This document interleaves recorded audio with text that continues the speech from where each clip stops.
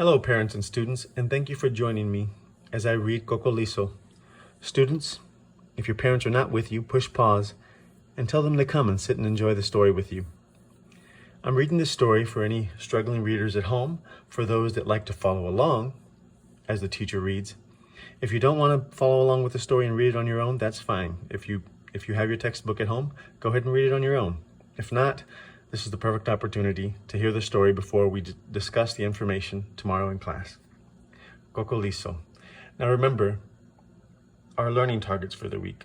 Response skills, responding with new vocabulary using text information to respond correctly. Multiple genres, relationships between characters. And comprehension, making inferences about information to support understanding of the story. Meet the author. Andreas Biandru traveled across Cuba to learn about his environment. He explores mountains and caves, hidden beaches and valleys. Ciénaga de Zapata was one of those places. Andreas lived there for a month in a town called Mosquito. Cocoliso. Preview vocabulary. As you read Cocoliso, pay attention to these vocabulary words. Notice how they provide clues about the characters and help you understand the story. Dream. Amazing. Bored. Discovery. Proud. Parents and students, as you read, you'll find the definition to these vocabulary words and the sidebar of each page. Read. Establish a purpose for reading realistic fiction, such as reading to find out what the title means. Follow these strategies when you read this realistic fiction text the first time. Notice what you would like to know more about. Generate questions to clarify information. Connect this text to other texts you have read.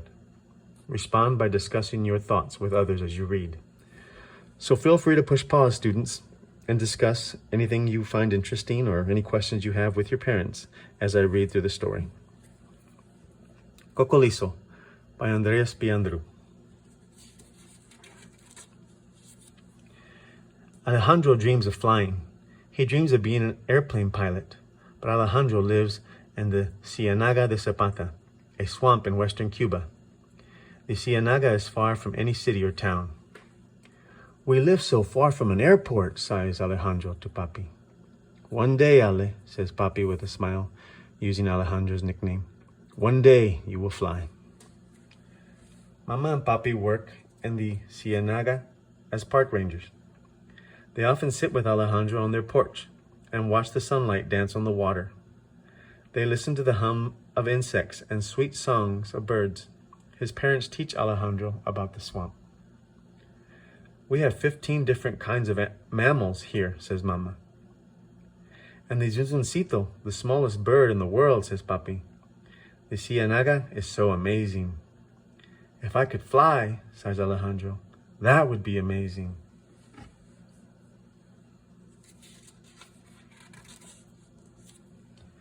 Alejandro smiles as the tiny hummingbird floats by his nose, but he is thinking of another place. When are we going to Cienfuegos? He asked. I want to go to the big city to visit the airport there. Soon, Ale, Papi always says, but soon never comes. Alejandro is bored now. He jumps down from the porch. Where are you going? asks Mama. To the crocodile clinic, he answers, to see the doctor. Okay, but don't take any shortcuts. Take the safe way, please, Papi warns. Alejandro has learned a lot from Mama and Papi. He knows the sound of the crocodiles and the song of the Fredmanias. He knows the shadow of a long-tailed hawk from the shadow of a whistling duck. He knows how to stay safe.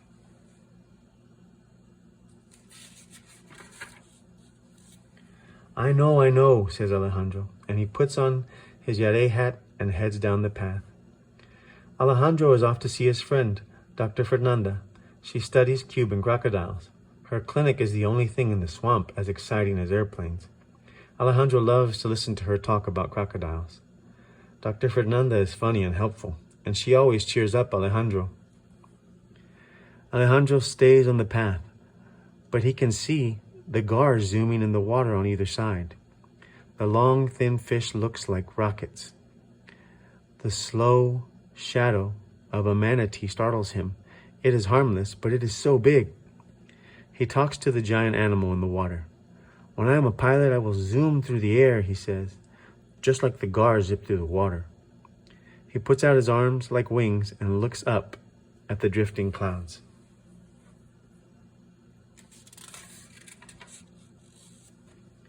When Alejandro looks back down, he sees he is not alone on the path. A tiny crocodile baby lies at the edge. It is not like other crocs. It is pure white as a cloud. Are you hurt? He asks. Alejandro takes a step closer.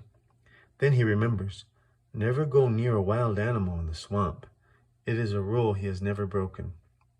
Mommy and Papi will know what to do, he says to the baby. He races home to get his parents. Minutes later, Alejandro returns with Mommy and Papi. A white croc? They both whisper, amazed. Mama makes Alejandro stand with Papi a safe distance away from the baby. Mama looks around for the baby's mother, moving carefully. She knows that a mother croc will want to protect its baby, but there are no signs of Mama Croc. I think it's hurt, calls Alejandro. What could have hurt it?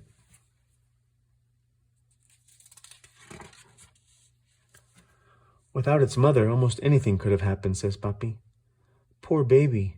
I want to help it heal. Can I keep it? Alejandro starts to beg. No, Ale. Wild animals are not pets, but Dr. Fernanda can help, says Papi. He helps Mama pick up the weak crocodile. Of course, says Alejandro. Let's take Cocoliso to her right now. Mama and Papi scoop up the baby into Mama's hat. Cocoliso? A flat crocodile? Mama laughs. This little guy might be unusual, but he isn't really flat.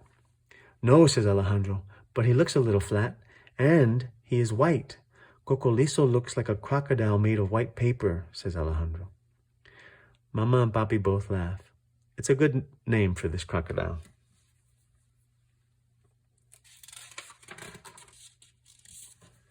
At the clinic, Dr. Fernanda looks carefully at Cocoliso. Alejandro has many ideas for how to help. I can build him a little house with a pool. I can help him make friends with other crocodiles. Slow down, Alejandro, laughs Dr. Fernanda. This is a crocodile, not a little brother. One thing is for sure, though. We're all very fortunate that you found this little guy. White crocodiles are very rare, and there are only a few of them in the whole world. Then I've made a great discovery, says Alejandro. Yes, you have, replies the doctor. Scientists from all over the world will be grateful for the chance to study Cocoliso. Alejandro feels proud. Suddenly the swamp doesn't seem so boring. Maybe your name and picture will be in the newspapers in Cienfuegos, laughs Papi. Who knows? Maybe even in the capital city of Havana, laughs Alejandro. Cocoliso and I will go to Cienfuegos to meet the scientist. Then we can watch the airplanes take off and land.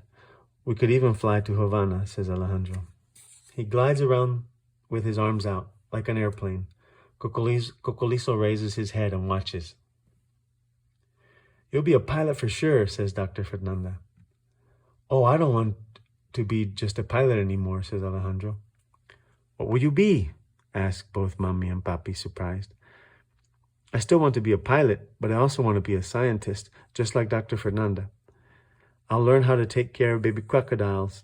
I'll make great scientific discoveries. And Cocoliso and I will fly all over the world telling people about crocodiles.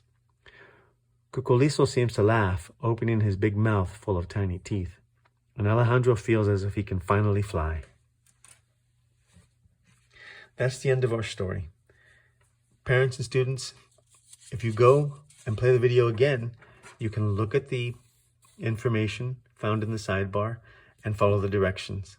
Make inferences, analyze characters, and you'll find the vocabulary there as well. Thank you so much for joining us as we read Cocoliso. Tomorrow, students, we will review the information in the story and complete some classwork based on the story. So thank you so much and have a good night.